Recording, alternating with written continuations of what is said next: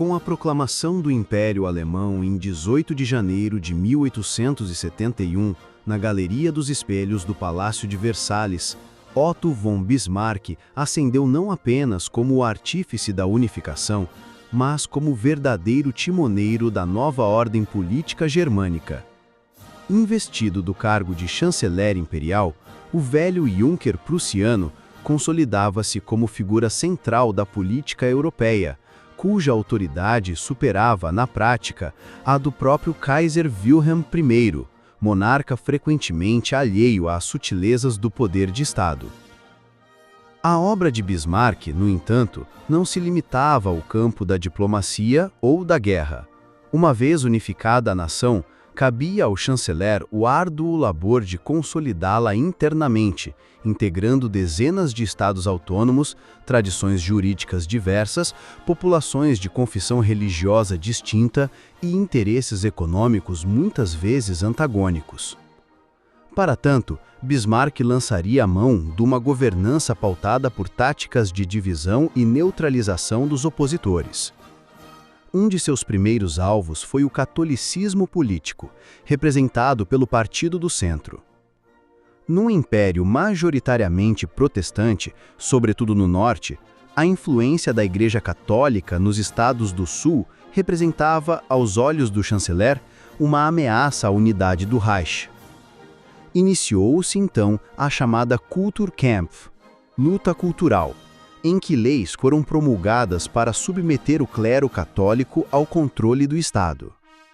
Durante a Kulturkampf, Bismarck impôs a secularização da educação, restringiu o poder do Papa sobre os bispos alemães e expulsou ordens religiosas como os jesuítas. O Estado arrogava-se o direito de nomear e aprovar ministros do culto, em flagrante violação da autonomia eclesiástica. Contudo, essa campanha revelou-se contraproducente. Longe de enfraquecer o catolicismo, fortaleceu a solidariedade entre os fiéis e consolidou o Partido do Centro como força política nacional. Compreendendo que a repressão religiosa alienava parte da população e prejudicava a estabilidade do império, Bismarck abandonou progressivamente a Kulturkampf nos anos 1880. Passou então a concentrar seus esforços contra uma nova ameaça, o socialismo. O rápido crescimento da classe operária, impulsionado pela industrialização germânica, dava fôlego ao Partido Social Democrata, SPD, que pregava reformas sociais profundas, se não a subversão da ordem. Diante disso, Bismarck optou por uma política dual: repressão e conciliação. De um lado, promulgou as leis antissocialistas, 1878, que proibiam reuniões, publicações e organizações vinculadas ao SPD. Muitos de seus líderes foram perseguidos, presos ou forçados ao exílio. De outro, o chanceler compreendeu que a simples repressão não bastava. Seria necessário oferecer ao operariado aquilo que o socialismo prometia: segurança social. Foi assim que Bismarck, num gesto de genialidade estratégica, tornou-se o pai do estado de bem-estar social moderno. Sob seu governo, foram instituídos seguros obrigatórios contra acidentes de trabalho, 1884, contra invalidez e velhice, 1889, bem como o seguro-saúde para trabalhadores urbanos, 1883. Estas medidas visavam não apenas o bem-estar dos cidadãos, mas, sobretudo, fidelizar as massas à ordem imperial. A despeito de sua origem aristocrática, Bismarck nutria profunda desconfiança tanto pelos socialistas quanto pelos liberais. Via na burguesia progressista um fermento de instabilidade política, portadora de ideais parlamentares que poderiam subtrair o poder da coroa e das velhas castas nobiliárquicas. Assim, mesmo tolerando a existência do Reichstag, o Parlamento Nacional restringia-lhe as atribuições, mantendo o poder executivo sob o controle do imperador e do chanceler. Na condução política do Reich, Bismarck operava como maestro de uma orquestra de forças contraditórias. Encorajava em certos momentos a fragmentação dos adversários, para depois oferecer alianças estratégicas a uns e exclusões calculadas a outros. Seu estilo era pragmático, amoral, voltado à estabilidade e fortalecimento do Estado, mesmo à custa de princípios formais ou doutrinários. Se internamente sua política era de contenção e domesticação dos conflitos, externamente, Bismarck tornou-se o arquiteto do mais engenhoso sistema de alianças que a Europa conhecera até então. O chamado sistema bismarckiano consistia numa complexa rede diplomática destinada a isolar a França e impedir a formação de coalizões hostis ao Império.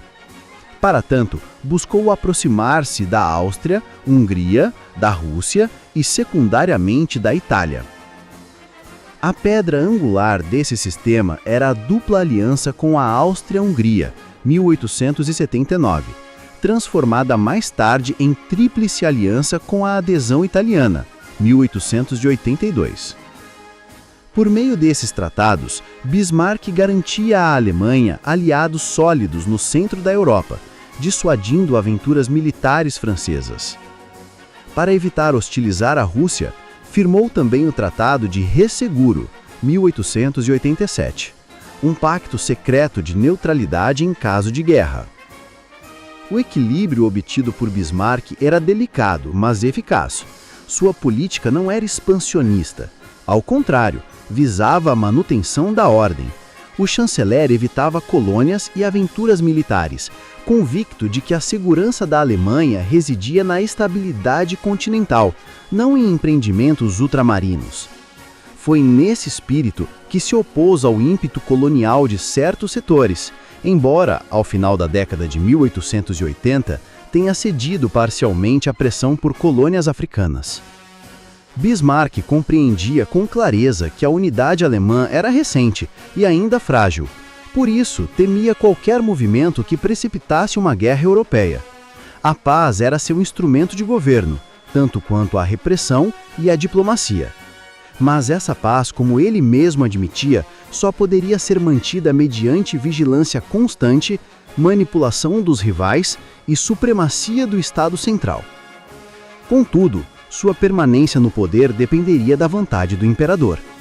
Com a morte de Wilhelm I em 1888 e a breve passagem de Friedrich III, subiu ao trono o jovem e impetuoso Wilhelm II. Este nutria ambições próprias e não via com bons olhos a tutela de um chanceler envelhecido. Em 1890, após atritos com o novo soberano, Bismarck foi forçado a renunciar, tendo sido sucedido por Leo von Capri. A era bismarckiana chegava ao fim, deixando atrás de si uma Alemanha poderosa, mas dependente do equilíbrio que só sua mão experiente sabia manter. O legado de Bismarck é ambíguo e grandioso.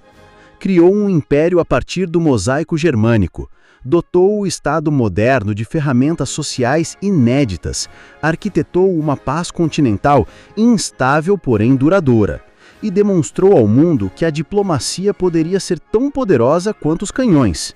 Sua queda marcaria o início de uma nova fase, mais instável, menos prudente, que em poucas décadas conduziria a Europa ao abismo da guerra total.